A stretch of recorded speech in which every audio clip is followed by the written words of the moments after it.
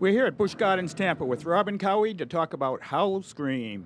Robin, can you tell us a little bit about your background, where you come from, how this all Yeah, came to be? I've been making horror movies for 22 years. So started with the Blair Witch Project. Although I was a horror fan a lot earlier than Blair.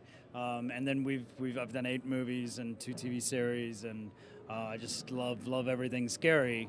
And then about a year ago, started with like a brainstorming thing, and then we just started getting excited and been working on this since January. So Great, yeah, great.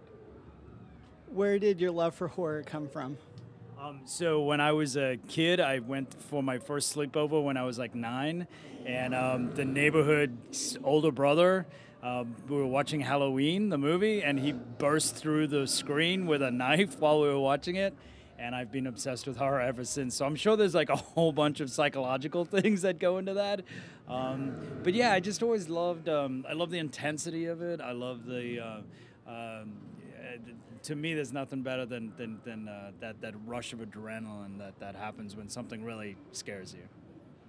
Can you give us some specifics on the background of this specific house? Yeah. So you are right now underground. You're about 50 feet underground. The big question is, what is below a theme park? What's buried underneath it? In this case, they found an object which turned out to be a house. When they opened up the house, they discovered a demon that had been buried in the house for 200 years. Her name is Scarlet. She was a herbalist, medicine woman, but the town turned on her and killed her husband and buried her in her house.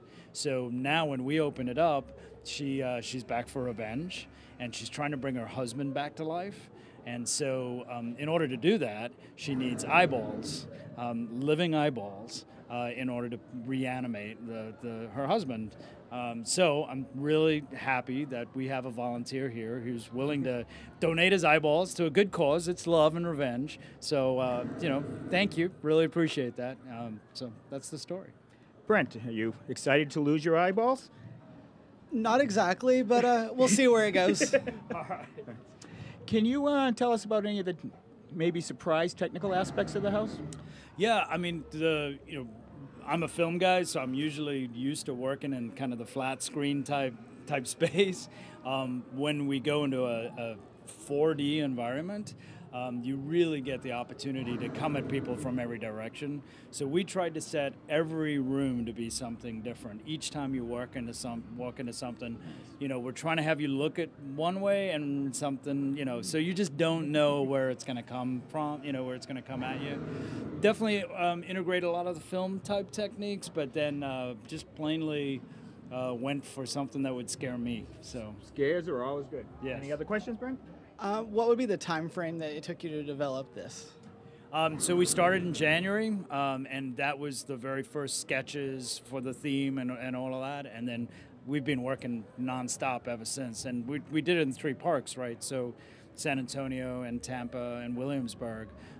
So it was bringing all those teams together, working on it. That was really cool because we could collaborate. Tampa would have an idea and it'd go to Williamsburg, and vice versa. So we really were integrating all these people together, doing to work on it. So, but yeah, it's been a solid since January, full time. So. You all set and ready to go? I'm ready. All right. Thank you for your time, Robin. Thank you for your eyeballs.